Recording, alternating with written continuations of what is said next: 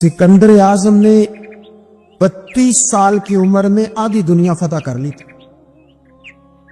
इतनी कम उम्री में इतनी दलेरी, आधी दुनिया फतह कर ली। मुल्तान से गुजर रहा था तो उसे एक तीर लगा। कुछ लोग कहते हैं यहां जेलम के पास लगा था। एक तीर लगा उसे, उसने कहा बंदा तलाश करो, किसी की इतनी जुर्रत के सिकंदर आजम को तीर मारा है, तलाश करो। जब ढूंढने लगे तो बंदा ना मिला तो सिकंदर ने हुक्म दिया कि जिसकी आंख चमकती है उसे कत्ल कर दे। मर्द भी मारे, बच्चे भी मारे, बूढ़े भी मारे। अल्लाह के लोग कहने लगे इंसान कोई नहीं बचा। कहने लगा मैंने तुम्हें कहा था जिसकी आंख चमकती है कत्ल करो, बिल्लियां भी कत्ल करो। हो सकता है किसी बिल्ली ने मुंह में रख के फेंका हो, कुत्ते भी मार, कबूतर भी मार दो। और चमकती वाली आंख उसने बंद कर दी। यूनान के करीब एक बस्ती का रहने वाला सिकंदर इराक के शहर पाबुल में था। मलेरिया बुखार हुआ। क्या कहते हैं हम, चंद टिक्कियों की मार है, दवाई खा लो ठीक हो जाएगा। मलेरिया बुखार हुआ। 32 साल, कुछ लोगों ने कहा नहीं 2 महीने कम, 33 साल उम्र हो चुकी थी। तो सिकंदर आजम जमीन पे बैठा है, एड़ियां रगड़ रहा है, मौत का झटका लगा, मौत का। 2 हफ्ते का सफर रह गया था घर पहुंचने का। तो सिकंदर एक सूबे का, एक मुल्क का, एक छोटे से इलाके का सरबराह नहीं, सिकंदर आधी दुनिया फतह करने वाला। प्लेट में रख के किसी ने हुकूमत नहीं दी, खुद मेहनत करके फतह की। लेकिन सिकंदर एड़ियां रगड़ता है, जोर जोर से जमीन पे मारता है और कहता कोई है जो मुझसे मेरी सारी सल्तनत ले ले और मुझे सिर्फ 2 हफ्ते की जिंदगी ले दे। मैं प्रदेश में नहीं मरना चाहता, घर मरना चाहता। कोई मुझे 2 हफ्ते की जिंदगी, 2 हफ्ते की, कोई 2 हफ्ते। मिट्टी दे, तू मिट्टी रहना ही एवं कादी बल्ले बल्ले। आज मिट्टी दे उत्ते बंदे आते, कल मिट्टी दे थल्ले का कोई मुझे मोहलत ले दे। लेकिन रब का कानून है, जब वक्त आ जाता है फिर मोहलत। हजरत सादी शिराजी फरमाते हैं कि एक शख्स बड़ा मजबूर होकर के किसी बादशाह के दरवाजे पे आया था। तो बादशाह ने उसे कई महीनों का खाना दिया और उससे बड़ी मोहब्बत की। तो उसने समझा मैं मंजूर नजर हूं, इतना मुझे नवाजा गया है। तो फिर उसने इस तरह से उसे खर्च किया कि एक हफ्ते में सारा जाया करके जब दोबारा मांगने आया तो बादशाह इतना नाराज हुआ कि वो कहने लगा तू आज आया है, आज के बाद मेरे दरबार के इर्द गिर्द नजर ना आना। तो उस फकीर की जुबान से निकला कि आपके उस सखावत के किस्से बड़े मारूफ हैं और एक फकीर को नवाजने से आपका बिगड़ेगा भी कुछ नहीं, तो आप इस तरह की सख्ती क्यों कर रहे हैं? तो उसने कहा इसलिए कर रहा हूं कि मुझे तकलीफ ये हुई है कि जो मैंने तोहफे तुम्हें दिए थे तुमने कदर नहीं की। तुमने उस माल को इस तरह जाया किया है और इस तरह हवा में बखेर दिया। ढेर सारे लोग हैं, अल्लाह ताला उन्हें वुस्अत अता करता है, वो समझते हैं हमारा हक था, हमें मिलना ही चाहिए था। अल्लाह ताला उन्हें गुंजाइश देता है, उनको अल्लाह ताला नवाजता है, लेकिन वो समझते हैं कि ये मेरा बनता था, मुझे मिलना ही चाहिए था। उसका नुकसान क्या होता है कि अल्लाह की नेमत की नाकदरी, नाशुक्री होती। कुरान मजीद का ये उसलूब निराला है, कुरान हकीम का ये अंदाज अनोखा है कि कुरान मजीद ने इरशाद फरमाया कि इन्नल मुबज्जिरीन कानू इख्वान शयातीन। फरमाया बेशक फजूल खर्ची करने वाले शैतान के भाई हैं। क्यों? इसलिए कि वकान शैतान लिरब्बिही कफूरा। फरमाया बेशक शैतान अपने रब का बड़ा ही नाशुक्रा है। माना क्या है? उलमा फरमाते हैं कि ये जो है ना कहा कि ये शैतान के भाई हैं और शैतान नाशुक्रा, इसका मतलब ये है कि ये जो अल्लाह की दी हुई नेमत की नाकदरी कर रहे हैं ना, ये भी गोया उसी तर्ज पर चल रहे हैं जिस तर्ज पर शैतान चलता है। नाशुक्री कर रहे हैं, नाकदरी कर रहे हैं। हमारे यहां جن لوگوں کو اللہ تعالیٰ وسعت عطا کرتا ہے، گنجائش دیتا ہے، وہ خیال ہی نہیں کرتے، وہ لحاظ ہی نہیں کرتے. وہ کہتے ہیں جناب میں نے بچوں سے کہا تم نے پرواہ نہیں کرنی. آپ نے غلط کہا ہے بچوں سے. میں نے کہا فکر نہیں کرنی، آپ نے غلط کہا ہے اپنے بچوں سے. میں نے کہہ دیا ہے چھوٹے بھائی سے کہ میرے ہوتے ہوئے ٹینشن لینے کی ضرورت نہیں. میاں آپ نے زیادتی کی چھوٹے بھائی کے ساتھ. میں نے کہا ہے آپ بات کریں، پیسوں کی فکر نہ کریں، غلط کیا آپ نے.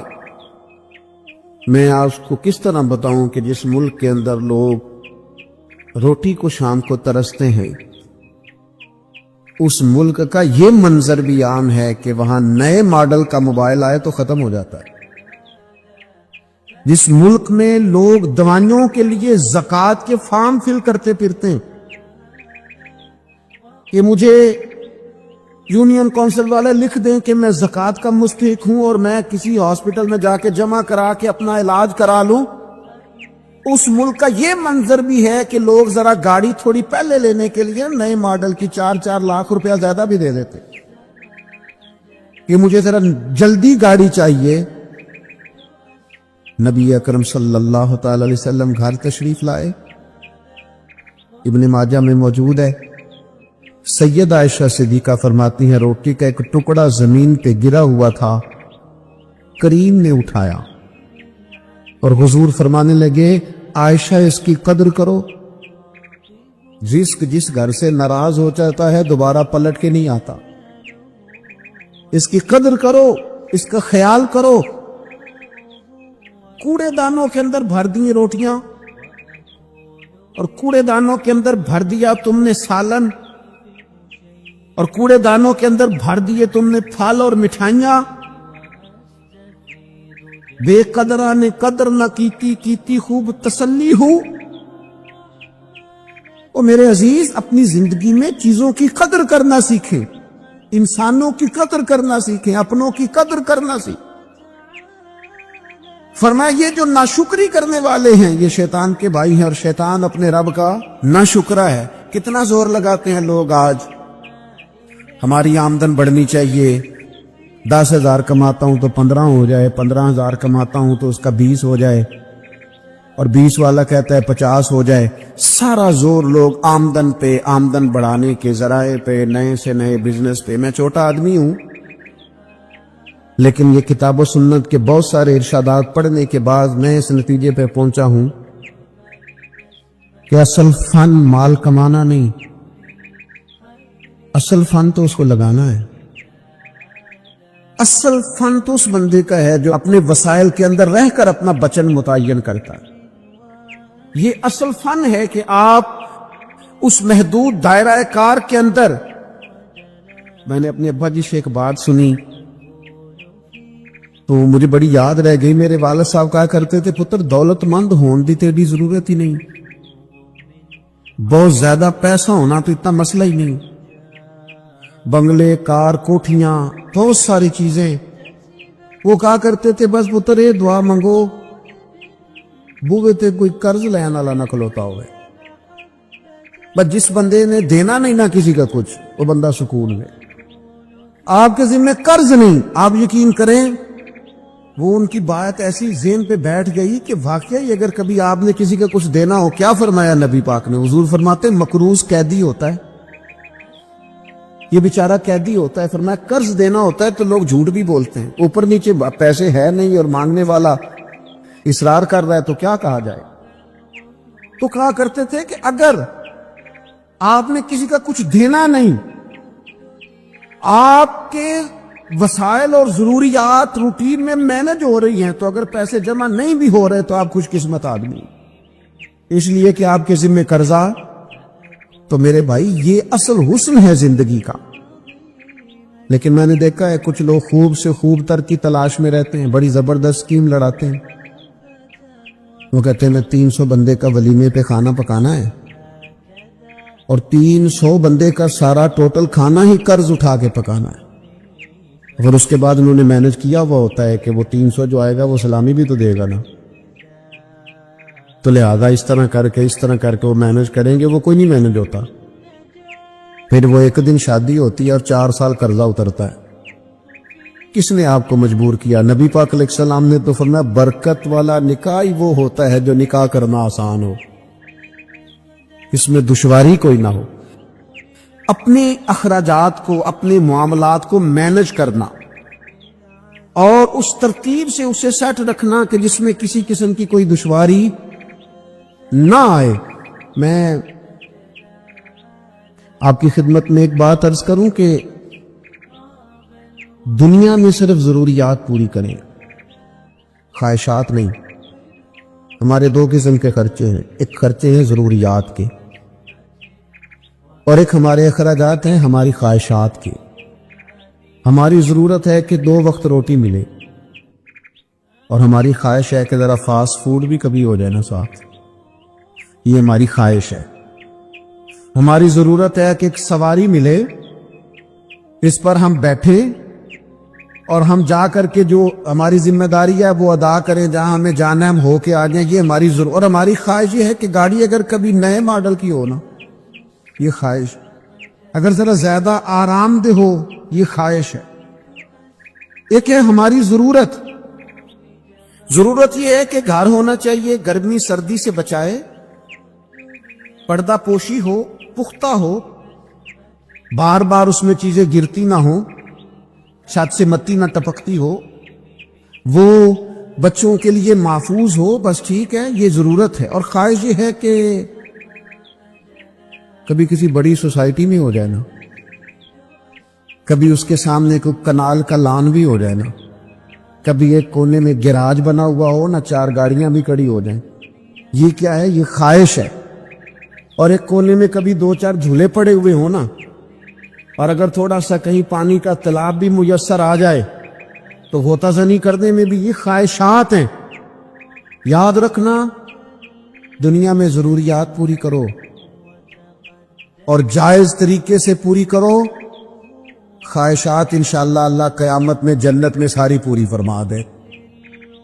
جہاں آپ ضروریات کی حد تک وقت گزاریں، جب جنت میں جائیں گے تو رب فرماتا ہے وَلَكُمْ فِيهَا مَا تَشْتَهِي أَنفُسُكُمْ، فرمایا جنت میں تمہیں وہ ملے گا جو تم چاہو گے۔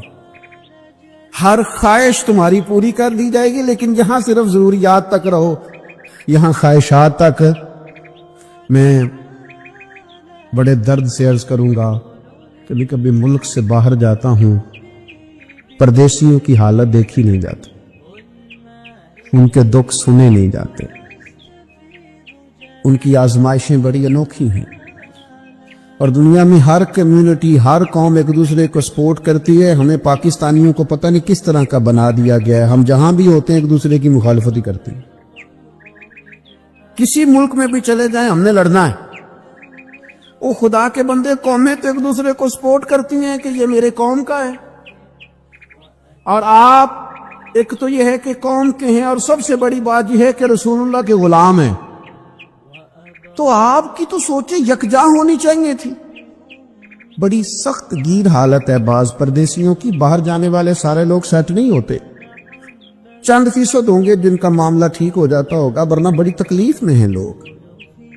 لیکن جب غور کیا جاتا ہے نا بہت سارے لوگوں کو، سب کو تو نہیں لیکن ایک ڈھیر ساری تعداد ایسی ہے جو ضروریات کے لیے نہیں گئی، خواہشات کے لیے گئی۔ پیچھے خواہشات وسیع تھی، ان وسیع خواہشات کی تکمیل کے لیے لوگوں نے دیش چھوڑا اور پردیس چلے گئے۔ تھوڑا سا چیزوں کو مینج کریں اور اپنی ضروریات کو سمجھیں۔ نبی اکرم صلی اللہ تعالی علیہ وآلہ وسلم نے کھانا کھانے کی اجازت دی، لیکن کھانے میں غیر محتاط ہونے سے منع فرمایا۔ بخاری مسلم میں موجود ہے، حضور فرماتے ہیں کھانا اتنا کھاؤ بس جتنا تمہاری کمر سیدھی کرنے کے لیے کافی ہے، چند لقمے کافی ہے۔ اور فرمایا بڑا دل کرے نا پیٹ بھر کے کھانے کو تو پھر بھی کھانے کے 3 حصے کرو، ایک میں ہوا ہو، ایک میں پانی ہو، اور صرف تیسرے میں کھانا ہو، ضرورت سے زیادہ نہیں۔ ہمارے ہاں جناب کھانے کا معاملہ بہتر سے بہتر ہوٹل اور بہتر سے بہتر غذا اور جناب لذات کی دنیا، اور جناب آج یہ پک رہا ہے اور ریسیپی نہیں آ گئی اور مسالہ جات بن گئے اور کتابیں چھپ گئی، اور صبح سے شام تک سوائے کھانے پینے کے آنے جانے کے، کس شہر میں کون سا ہوٹل کہاں ہے اور وہاں کون سی چیز اچھی پکتی ہے، یعنی 70 کلومیٹر کا سفر طے ہو رہا ہے ہوٹل تلاش کرنے کے لیے۔ او خدا کے بندے، تو کھانے پینے آیا دنیا میں؟ یہ کھانے پینے والا معاملہ تو قیامت میں ہوگا۔ وَأُتُوا بِهِ مُتَشَابِهًا، اللہ فرماتے ہیں ملتے جلتے پھل دوں گا لیکن ذائقے نرالے ہی ہوں گے ان کے۔ وہ جنت میں ملیں گے وہ کھانا اور جی بھر کے کھانا اور مرضی کرنا، یہاں فقط کھانے پینے آئے۔ اور بعض لوگ ایسے ہیں جن کے کپڑے پرانے نہیں ہوتے، ان کا ڈیزائن بدل جاتا ہے۔ مجھے بتائیے شادیوں پہ جو لباس بنتے ہیں، لاکھوں کی جو خریداری ہوتی ہے، وہ کپڑے میرے خیال ہے زیادہ سے زیادہ ایک دفعہ ڈالے جاتے ہیں، اس کے بعد کوئی بندہ ڈھونڈا جاتا ہے جو ہم سے وصول کر لینا۔ کبھی 60,000 کا جوڑا، 90,000 کا جوڑا۔ ناراض نہ ہونا، امیر کوئی نہ کوئی ایک آدھ رسم چھوڑ دیتے ہیں، غریب آدمی ایک رسم بھی نہیں چھوڑتا، جتنا مرضی ادھار پکڑنا پڑے اس نے ایک بھی نہیں چھوڑی، ساری پوری کرتی، ٹوٹل۔ ادھر سے اٹھاؤ ادھر سے اٹھاؤ لیکن ٹوٹل پوری کرنی، جتنی یہ قبیلے کی ہے، یہ برادری کی ہے، یہ علاقے کی ہے، یہ فلانے کا۔ کن چکروں میں الجھ گئے؟ ملبوسات تو ضرورت کے لیے ہوتے ہیں، لیکن الماری میں گنجائش کوئی نہیں کپڑے مزید رکھنے کی۔ لیکن لوگ ہیں کہ بازاروں کا سفر چھوڑ ہی نہیں رہے، آ رہے ہیں جا رہے ہیں، آ رہے ہیں جا رہے ہیں۔ میں اکثر کہتا ہوں 15 دن کا عمرہ کرنے جو لوگ جاتے ہیں، اگر 15 دن کے عمرے کے اندر وہ 60 کلو سامان کی خریداری کریں اور کہیں کہ وہ جناب 46 کلو تو ایئر لائن نے کہا تھا اور 15 کلو اب آپ میرا 2 کلو رکھ لیں گے، آپ میرا 3 کلو رکھ لیں گے۔ بازار گھومنے آئے، یہاں تجارتیں کرنے آئے ہو، اللہ کے گھر میں حاضری دو جس کام کے لیے آئے ہو۔ دعائیں مانگ مانگ کے یہ موقع ملا اور سارا وقت بازاروں میں گزار دیا۔ اتنی خریداریاں ہو رہی ہیں، اتنا کچھ ہو رہا ہے، ملبوسات پہ ملبوسات، کپڑوں پہ کپڑے۔ خدا را کہیں آپ رکیں، ضرورت کے لیے آپ لیں چیزیں، منع کوئی نہیں کرتا۔ اور پھر وہ کپڑے خریدنے بھی کس لیے؟ لوگوں کو دکھانے کے لیے۔ مسجد میں بعض لوگ آتے ہیں تو وہ لباس اس طرح کا نہیں پہنتے جس طرح کا انہیں پہننا چاہیے۔ امام اعظم ابو حنیفہ رحمت اللہ علیہ 2000 دینار کا جوڑا بنوایا امام صاحب۔ لوگوں نے کہا حضور اتنا مہنگا جوڑا یہ کیا کریں گے؟ فرمایا یہ پہن کے تہجد پڑھا کروں گا۔ حضور کیا مطلب؟ فرمایا تم اچھے لباس پہن کے لوگوں کے سامنے جاتے ہو، میں سونا لباس پہن کے رب کی بارگاہ میں حاضری دوں گا اللہ کے حضور۔ 2000 دی امام اسماعیل حقی نے تفسیر روح البیان میں اس کو لکھا ہے، 2000 کا لباس پہن کے تہجد کی نماز پڑھتے۔ کس کو دکھانے کے لیے کپڑے پہن رہے؟ جو دیکھ کے چہرہ ادھر کر رہے ہیں، کہتے ہیں بڑے دیکھے ہیں، یہ تو میں نے پرانا بھی کر دیا ڈیزائن جو آپ نے لیا۔ تو اپنے مزاج میں، لہجے میں، طبیعت میں، اور پھر اسی طرح کا معاملہ مکانات کے ساتھ ہے۔ نبی کریم علیہ السلام تو بڑے بڑے بلند و بالا مکانات کو پسند ہی نہیں کرتے تھے، حضور نے تو نہیں پسند فرمایا، سادہ گھر میں رہنا پسند۔ لباس کے معاملے میں نبی پاک علیہ السلام نے فرمایا جس نے دنیا میں شہرت کا لباس پہنا اللہ اسے آگ کا لباس پہنائے گا قیامت کے دن۔ کیوں آپ دکھاوے کا لباس پہنتے ہیں؟ صرف لوگوں کو پتہ چل جائے کہ میرے پاس ذرا انوکھا انداز ہے، تصنع کے لیے، بناوٹ کے لیے، ریاکاری کے لیے۔ تو یاد رکھیے گا کہ نبی اکرم صلی اللہ تعالی علیہ وسلم نے اسراف سے، فضول خرچی سے، بلا وجہ بعض جگہوں پہ پیسہ خرچ کرنے سے منع کیا۔ میں دیکھتا ہوں کہ میں نے آپ سے پہلے معذرت لے لی ہے کہ اگر آپ ناراض نہ ہوں تو بعض باتیں ایسی ہوتی ہیں جو اگرچہ بڑی درست ہوتی ہیں لیکن وقتی طور پر وہ تھوڑا محسوس ہوتا ہے کہ شاید جملہ ثقیل ہو گیا ہے، تو چلو خوگر حمد سے تھوڑا سا گلہ بھی سن لے۔ امیر کئی دفعہ اتنے نہیں بگڑتے جتنے امیر زادے بگڑ جاتے، پیر کئی دفعہ اتنے نہیں بگڑتے جتنے پیر صاحب زادے اور پیر زادے اور فلاں صاحب یہ بگڑ جاتے۔ امیر صاحب جو پیسہ کمایا ٹھیک ہے، لیکن ان کے بچوں کا جو ذہن بن جاتا ہے نا کہ اوہو ہم تو بڑے امیر ہوتے ہیں، وہ سب سے زیادہ ناکام اس وقت ثابت ہوتے ہیں کہ جب وہ اپنے بچوں کو اعلیٰ پیسہ دینے میں تو کامیاب ہوئے لیکن اعلیٰ افکار دینے میں ناکام رہ گئے۔ उनकी सोचों को मजबूत नहीं कर सके, वो तय नहीं करके दे सके कि बेटा सादा तर्ज जिंदगी बड़ा आला होता है। मुझे बताइए ना कि एक आदमी सिर्फ इसलिए मोबाइल चेंज कर रहा है कि उसके जनाब मॉडल बदल गए हैं और उसने नए मॉडल का लेना है। अब दूसरी तरफ हालात ये हैं कि कुछ लोगों को ग़िज़ा मुयस्सर नहीं है, सतह गुर्बत से नीचे जिंदगी गुजार रहे हैं, लिबास पूरा मुयस्सर नहीं है कि वो बेचारे सर्दी से अपने आप को छुपा ले। अपनी आने वाली नस्ल को इस तरह का मिजाज दें, उनको इस तरह का समझाएं कि वो किफायत शार हो। मेरे एक दोस्त हैं, कम बेश को 13-14 साल से मेरी उनसे दोस्ती, एक छोटी सी वो दुकान करते हैं। मैंने जिंदगी में कभी उस शख्स को नहीं देखा कि उसने कभी आके कहा हालात बड़े खराब हैं। मैंने एक दिन पूछा, मैंने कहा यार लोग क्या ही देते हैं, तो आप कहने लगे जी मैंने शुरू से अपने बच्चों को और घर वालों से कहा था कि जो मेरे पास है इसी में जीना, इससे आगे नहीं बढ़ना। यही अल्लाह ताला का हमारे हक में फैसला एक करम है और इसी में हमने जिंदगी गुजार दी। कहने लगे एक तो मैं किसी स्कीम का हिस्सा नहीं बनता और एक सादे कपड़े पहन के मुझे कभी शर्मिंदगी नहीं होती, और एक ये कि मुझे जहां भी कहीं बिठा दिया जाए मैं अपने आप को कमजोर नहीं समझता। मैंने ये तय कर लिया है कि वो मुझे क्यों नहीं पसंद जो रब ने मेरे लिए पसंद किया हुआ है। अजीज़ दोस्तों, दुनिया के अंदर कुछ चीज़ें ऐसी होती हैं जिनका समझ लेना, सीख लेना और उन पर अमल कर लेना इंसान के लिए निहायत अहम और ज़रूरी होता है। मैं और आप जिस मुआशरे में वक्त गुजारते हैं, यहाँ हमें इंतहा पसंद, शिद्दत पसंद, अना पसंद, खुद पसंद लोग बहुत ज़्यादा मिलते हैं। लेकिन बदकिस्मती ये है कि हकीकत पसंद लोग बड़े कम मिलते हैं।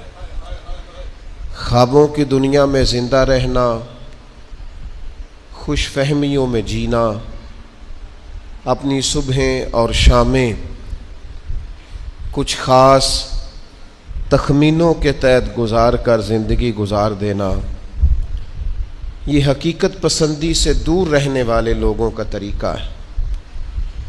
दीन इस्लाम हमें हकीकत पसंदी सिखाता है, शऊरी ज़िंदगी अता करता है। आप जो नहीं हैं वो बनने की कोशिश न करें। जो चीज़ आपकी नहीं है आप उसकी मलकियत का दावा न करें। जिस चीज़ का आप हक नहीं रखते उसके लिए आप अपने आप को कभी भी तैयार न करें। हकीकत पसंद बनना, हकीकत पसंद रहना, हकीकत पसंदी की ज़िंदगी गुजारना, ये किसी भी शख्स को मामला फ़हम भी करता है, मुदब्बिर भी करता है और उसके लिए जीना आसान भी करता है। मैं देखता हूँ बहुत बड़ी तादाद हमारे मुआशरे में उन लोगों की है जिन्होंने खुद से कुछ चीज़ें फ़र्ज़ कर ली और ख़ुद से ही कुछ चीज़ों को फ़र्ज़ कर कर उन्होंने उसको हकीकत का रूप देकर अपनी ज़िंदगी में तारी कर लिया है। मैं नेक हूँ, इस बात को भी खुद ही लोग तय कर लेते हैं। मैं पढ़ा लिखा, समझदार और मामला फ़हम हूँ, इसको भी खुद ही तय कर लेते हैं। तमाम लोगों को मुझसे मशवरा करके चलना चाहिए, ये भी लोग खुद ही तय कर लेते हैं। हकीकत पसंद नहीं होते, उसका नतीजा ये निकलता है कि तरबियत रुक जाती है, इंसान जो सीख रहा होता है उससे पीछे हट जाता है। तो ज़िंदगी में हकीकतों का सामना करना सीखें।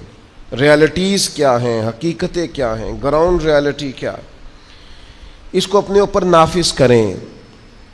आप जो है वहीं तक रहें, आपके पास जो है उसके मुताबिक अपने पैर फैलाएं।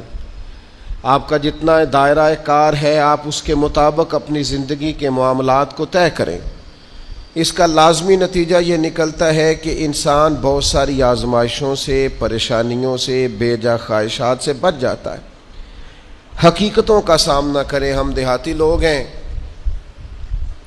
हम देहातों में देखते थे लोग शादी ब्याह के मौके पर कर्ज इस बुनियाद पर उठा लेते थे कि मुझे इतनी सलामी भी तो इकट्ठी हो जाएगी ना, लेकिन कर्ज तो इकट्ठा हो जाता था पर सलामियाँ इकट्ठी نہیں ہوتی تھی، اس کا لازمی نتیجہ پریشانی، آزمائش، مطالبہ کرنے والوں کی سختی، قرض کے نیچے دبا ہوا انسان، یہ اس کا لازمی اور فوری نتیجہ نکلا کرتا تھا۔ میرے بھائی، حقیقت پسند بڑھیں، سب سے پہلے اور سب سے بڑی اس حقیقت کو سمجھ لیں کہ اس کائنات کا خالق اللہ تعالیٰ، یہ سب سے بڑی حقیقت ہے۔ اس حقیقت کے سائے میں جو لوگ زندگی گزارتے ہیں وہ لوگ کبھی بھی دشواریوں کا شکار نہیں ہوتے، کبھی بھی الجھاؤ کا شکار نہیں ہوتے۔ سب سے بڑی حقیقت یہ ہے کہ اللہ ہمارا رب ہے، خالق ہے، مالک ہے، رازق ہے، اور پھر سب سے بڑھ کر رحمان ہے اور رحیم ہے، پھر سب سے بڑھ کر غفار ہے اور ستار ہے۔ اس حقیقت کو سمجھ لیں۔ اللہ تعالیٰ نے قرآن مجید میں اس حقیقت کا اس طرح اظہار فرمایا، کیف تکفرون باللہ وکنتم امواتا فاحیاکم، تم کس طرح اللہ کا انکار کرتے ہو حالانکہ تم بے جان تھے، اس نے تمہیں زندگی عطا کی، کچھ نہیں تھے تم، عدم میں تھے، اس نے تمہیں وجود دیا، اور پھر ارشاد فرمایا ثم یمیتکم ثم یحییکم، پھر تمہیں مارے گا اور پھر تمہیں زندگی عطا کرے گا، ثم الیہ ترجعون، پھر تمہیں اسی کی طرف لوٹ جانا ہے۔ کبھی اس حقیقت سے کوئی شخص آنکھیں نہیں پھیر سکتا کہ یہ جو اس کا اپنا وجود ہے یہ بھی سارے کا سارا اللہ تعالیٰ کی مشیت اور اس کی رضا پر مبنی ہے۔ اس نے اپنا وجود بھی اپنی مرضی سے تشکیل نہیں دیا، قد کاٹ اپنی مرضی سے تشکیل نہیں دیا، حسن و جمال اپنی مرضی سے تشکیل نہیں دیا، تو پھر کیسی عجیب بات ہے یہ روزمرہ کے معاملات اپنی مرضی سے تشکیل دینا چاہتا ہے۔ اسے چاہیے کہ جس طرح اس کا وجود، اس کا حافظہ، اس کے چہرے کی ساخت اس کی اپنی مرضی کی نہیں، رب رسول کی مرضی کی ہے، تو پھر یہ بھی زندگی اپنی مرضی کی نہ گزارے، اس حقیقت کا قائل ہو جائے کہ جینا بھی اسی طرح ہے جو حکم اللہ تعالیٰ نے ارشاد فرمایا ہے۔ لیکن زندگی اللہ کی دی ہوئی، رزق اللہ کا دیا ہوا، سانسیں اللہ کی دی ہوئی، لوگ جینا اپنی مرضی سے چاہتے ہیں۔ یہ حقیقت پسندی سے دور بات ہے۔ جس شخص نے جو مشینری بنائی ہے آپ اسی سے پوچھیں گے اس کو کیسے چلانا ہے، آپ اسی سے دریافت کریں گے کہ کیا چیز استعمال کرنے سے صحت ٹھیک ہوگی، کیا استعمال کرنے سے خراب ہوگی، آپ اسی طبیب حکیم کے مشورے سے چلیں گے۔ ہم من چاہی زندگی چاہتے ہیں، تو سب سے پہلے تو اس حقیقت کو سمجھ لیں کہ کائنات کا رب، اور جب بنائی اسی نے ہے تو چلے گی بھی اسی کے حکم کے ساتھ۔ دوسری بات،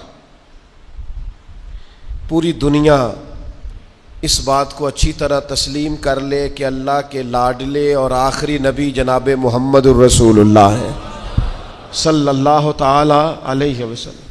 اللہ تعالیٰ نے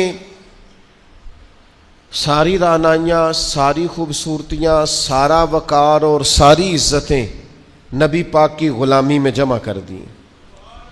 اب کوئی شخص اگر یہ چاہے گا کہ میں حضور سے ہٹ کر کہیں سے عزت ویل کر لوں، نبی پاک علیہ السلام کی پیروی سے ہٹ کر کہیں سے میں کوئی خیر کٹھی کر لوں، تو یہ حقیقت پسندی سے دوری ہے، ہو نہیں سکتا۔ وَمَن يُطِعِ اللَّهَ وَرَسُولَهُ فَقَدْ فَازَ فَوْزًا عَظِيمًا،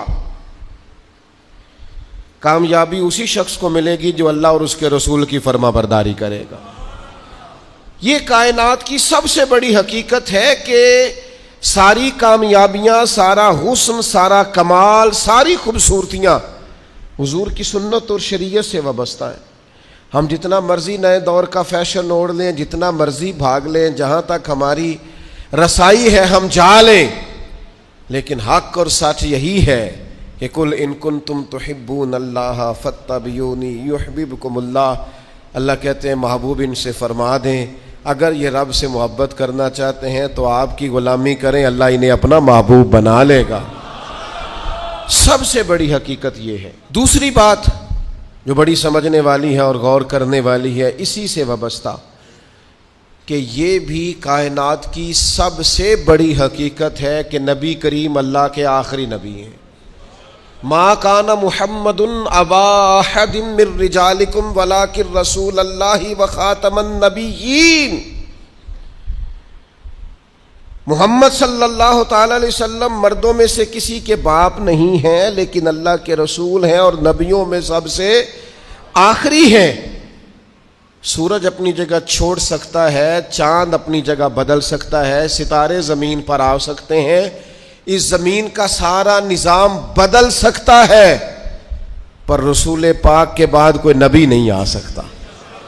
یہ طے شدہ حقیقت ہے۔ آج جو لوگ قادیانیوں کے بارے میں، مرزائیوں کے بارے میں اپنے دلوں میں نرم گوشے پیدا کرتے ہیں اور وہ روغن خیالی کا مظاہرہ کرتے ہیں، وہ اچھی طرح سمجھیں کہ کائنات کی سب سے بڑی حقیقت یہ ہے کہ رسول پاک آخری نبی ہیں، اور اس حقیقت سے کوئی انکار کر سکتا؟ یہ طے شدہ حقیقتیں۔ اب حقیقتوں کو کوئی شخص بدلے گا، وہ اپنی عقل کو گمراہی کے رستے پر ڈالے گا، یہ حقیقت طے ہے اور قیامت تک طے ہے۔ اور فرما گئے ہیں ہادی کہ لا نبی بعدی، خود فرما دیا ہے نبی پاک علیہ السلام نے کہ میرے بعد کوئی نبی آ سکتا۔ تو اس حقیقت کو میرا خیال ہے ہر شخص کو منوان تسلیم کر لینا چاہیے۔ تیسری بات، کائنات کی سب سے بڑی حقیقت یہ ہے، ان حقیقتوں کے بعد کائنات کی، اللہ رسول کو ماننے کے بعد کائنات کی سب سے بڑی حقیقت یہ ہے کہ دنیا میں جو آیا ہے اسے دنیا چھوڑ کر جانا ہے۔ بہت اچھا محل بنا لے، بہت اچھا گھر بنا لے، بہت آسودہ زندگی بنا لے، جتنے زندگی کے لیے اسباب درکار ہیں وہ سارے جمع کر لے، لیکن کل نفس ذائقۃ الموت، اس حقیقت کا انکار نہیں کہ دنیا بہرحال انسان نے چھوڑ کر جانا ہے۔ بڑے بڑے محلات ہوں یا آپ کٹیا میں رہتے ہوں، بہت بڑا بنگلہ ہو یا جھونپڑی میں وقت گزرتا ہو، بہرحال موت کا ذائقہ چکھنا ہے۔ ہم حقیقت پسندی کا مظاہرہ نہیں کرتے۔ حضرت موسیٰ علیہ السلام کے پاس جناب اسرائیل آئے، میں جان نکالنے آیا ہوں، ایک تماچا رسید کر دیا، اللہ کے حضور حاضر ہو کے عرض کی مالک وہ جناب کلیم نے تو یہ کیا ہے، جلالی ہیں آپ اپنی طبیعت کے تعلق سے، تو فرمایا ان سے جا کے کہیے کہ وہ بیل کی پشت پر ہاتھ رکھیں، جتنے بال نیچے آئیں گے اتنے 1000 سال عمر بڑھا دی جائے گی۔ تو حضرت اسرائیل عرض گزار ہوئے، اللہ کے پیارے کلیم علیہ السلام آپ بیل کی پشت پر ہاتھ رکھیں، جتنے بال آپ کے دستے مبارک کے نیچے آئیں گے اتنے سالوں عمر بڑھا دی جائے گی۔ تو حضرت کلیم نے پوچھا پھر چلے 1000 سال ہو گیا، پھر نے کہا حضور پھر جانا تو ہے۔ تو پھر حضرت کلیم نے حقیقت پسندی کا سبق دیا، فرمایا اگر جانا ہے تو پھر آج ہی چلتے ہیں۔ او بھائی یہ زندگی ایک دن ہو یا 100 سال یہ گزر جاتی، دوش پر کملی ہو یا کہ شال گزر جاتی ہے۔ چلو گر امیروں کی بہے اقبال گزر جاتی ہے تو غریبوں کی بہرحال گزر جاتی ہے، یہ گزر تو جائے گی، ایسا تو نہیں ہے کہ یہ رکے گی۔ تو موت اٹل حقیقت ہے، لا ریب ہے، بس چھوٹا سا فرق ہے۔ کافر کہتا ہے جتنی موج کرنی ہے دنیا میں کر لو، بعد میں فنا ہے۔ مومن کہتا ہے بقائی اس دن شروع ہونی ہے جس دن قبر میں مدینے والے کی پہلی زیارت کرنی ہے۔ بس سوچ میں اتنا سا فرق ہے۔ ہم کہتے ہیں نقطہ آغاز وہ دن ہے جس دن قبر میں جائیں گے، لحد میں عشق رخ شاہ کا داغ لے کے چلے، اندھیری رات سنی تھی سو چراغ لے کے چلے، اور تیرے غلاموں کا نقش قدم ہے راہ نجات، وہ کیا بھٹک سکے جو یہ چراغ لے کے چلے۔ مومن اپنی زندگی کو مرتب کرتا ہے، وہ سمجھتا ہے یہاں مجھے اللہ کی رضا کے مطابق جینا ہے، اپنے مالک کریم کے حضور سجدہ ریز رہ کر، سرنگوں رہ کر وقت گزارنا، اور پھر قیامت کے دن اللہ کا فضل اور اس کا کرم مجھے نصیب ہو جائے گا۔ موت اٹل حقیق۔ میں آپ سے عرض کروں کوئی نہیں تیاری کرتے لوگ موت کی، جتنی محنت ہے صرف جینے کے لیے، جتنی جد و جہد ہے صرف زندگی گزارنے کے لیے، جتنا وقت ہے صرف 60-70 سال کے لیے۔ ہمارا اور صحابہ کا فرق یہ تھا کہ وہ جتنی محنت کرتے تھے وہ مرنے کے لیے کرتے تھے، ہم جو کچھ بھی کر رہے ہیں ہم جینے کے لیے کر رہے ہیں، ہمیں ہر صورت جینے کے اسباب جمع کرنے، اور ان کا خیال یہ تھا کہ اصل کامیابی آخرت کی کامیابی ہے، والآخرۃ خیر وابقیٰ، آخرت خیر والی بھی ہے، رہنے والی بھی ہے۔ آخرت کے اکاؤنٹ کو مضبوط رکھتے تھے، وہاں نیکیاں ہر روز جمع کراتے تھے۔ قبر کی وہ 2 فٹ کی جگہ، اس کو خوبصورت بنانے کے لیے وہ زندگی میں گناہوں سے، عیبوں سے، جرموں سے، نافرمانیوں سے بچتے تھے، ساری جدوجہد جینے کے لیے کی، اور پھر حال یہ ہوا کہ دنیا سے جاتے وقت وصیتیں شروع کر دیں، پتر اتنے 1000 روپے فلاں جگہ خیرات کر دینا، اتنے لاکھ فلانے کو دے دینا۔ اور بھائی صاحب جتنے آپ نے زندگی میں دیے ہیں بچوں نے بھی اتنے ہی دینے ہیں، آپ فکر نہ کریں، جتنی آپ نے اپنے ابا جی کے لیے دعائیں کی ہیں اس سے تھوڑی کم ہوں گی، زیادہ نہیں ہوں گی۔ اللہ فرماتے ہیں انسان کو وہی ملتا ہے جس کے لیے وہ کوشش کرتا ہے۔ آپ نے عمر بھر دنیا داری کے لیے کوشش کی تو نتیجہ سامنے ہے۔ ادھر آنکھیں بند ہوتی ہیں، ادھر بیٹے ایک دوسرے پہ کیس کرا دیتے ہیں، یہ پلاٹ تو ابا جی مجھے کہہ گئے تھے، یہاں تو کچا رکا میرے پاس بھی ہے، یہاں تو 3 آدمیوں سے پوچھ لیں وہ میرے نام تھے۔ فتنے، فسادات، لڑائیاں اور دنگے۔ خدا را اس حقیقت کو سمجھ کیوں نہیں لیتے کہ دنیا چھوڑ کے جانا؟ اس نظریے کو بھانپ کیوں نہیں لیتے کہ تھوڑے دنوں کے لیے آئے؟ یہ ذہن ہمارا بن کیوں نہیں جاتا؟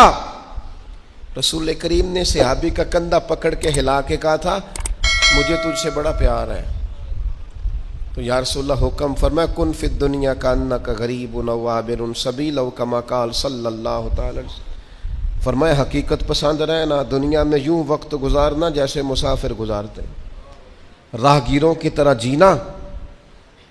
او بھائی صبح سے شام تک کوئی تو کوشش کرو، دنیا چھوڑ کے جانی ہے، مر جانا ہے۔ ہم سے زیادہ بلند پایا لوگ گزرے، ہم سے پہلے جتنے تھے سارے بلند درجات کے تھے، مالی طور پر مضبوط لوگ گزرے، عقلی طور پر مضبوط لوگ گزرے، سرمایہ زیادہ تھا گزر گئے، علم زیادہ تھا گزر گئے، فہم زیادہ تھا گزر گئے، حکمت زیادہ جانتے تھے گزر گئے، دانائی زیادہ جانتے تھے گزر گئے۔ حضرت ابراہیم علیہ السلام کے پاس جناب اسرائیل حاضر ہوئے، عرض کی حضور چلیے اللہ کریم کی بارگاہ سے پیغام اجل لایا ہو۔ تو حضرت خلیل علیہ السلام عرض کرنے لگے مالک کوئی خلیل بھی اپنے خلیل کے لیے پیغام اجل بھیجتا ہے؟ تو مالک نے فرمایا کوئی خلیل بھی اپنے خلیل کی ملاقات کو ناپسند کرتا ہے تو ملنے کے لیے بلایا ہے، تو آئیے نا۔ تو عرض کی مالک کو پیغام کبھی پہلے آ جاتا تو تیاری کر لیتے۔ تو کہا ابراہیم تندرست جسم میں جس دن پہلا درد ہوا تھا تو پہلا پیغام ہی تو بھیجا تھا، سیاہ بالوں میں جس دن سفید بال چمکے تھے تو پیغام بھیجا تو تھا، جس دن سیدھی کمر درد سے تھوڑی جھکنے لگی تھی تو پیغام بھیجا تو تھا۔ یہ پیغام تو یکے بعد دیگرے آتے رہے، آئے پیغام آئے، کبھی دادا کی چارپائی کو کندھا دیا، کبھی دادی کی چارپائی کو کندھا دیا، کبھی رشتہ داروں کے جنازے پڑے، کبھی ماں باپ کے جنازوں کو کندھے دیے۔ وقت تو سارے دیکھے، لیکن کیا خیال تھا صرف انہوں نے دنیا چھوڑنی تھی؟ ہمارا یہاں پکا ارادہ ہے، بہانے بازی کرتے ہیں ہم لوگ، میں بچوں کے لیے کر رہا ہوں۔ جن بچوں کے والدین ان کی پیدائش سے پہلے دنیا سے چلے جاتے ہیں وہ بچے پلا نہیں کرتے، ان کے یہاں رزق نہیں آیا کرتا۔ آپ جائز ناجائز اکٹھا کر رہے ہیں بچوں کے لیے، جھوٹ بول رہے ہیں آپ۔ خدا را اس حقیقت کو سمجھنا، ایسے ہی حقیقت پسندی سے دور نہ ہو جانا۔ موت ہر وقت تلاش کرتی ہے، ڈھونڈ لیتی ہے، ایک ساتھ آگے نہ ایک ساتھ پیچھے، پھر جانا ہے اور بہرحال جانا ہے۔ بھول جاتے ہیں لوگ، نئی دوستیاں بنا لیتے ہیں لوگ،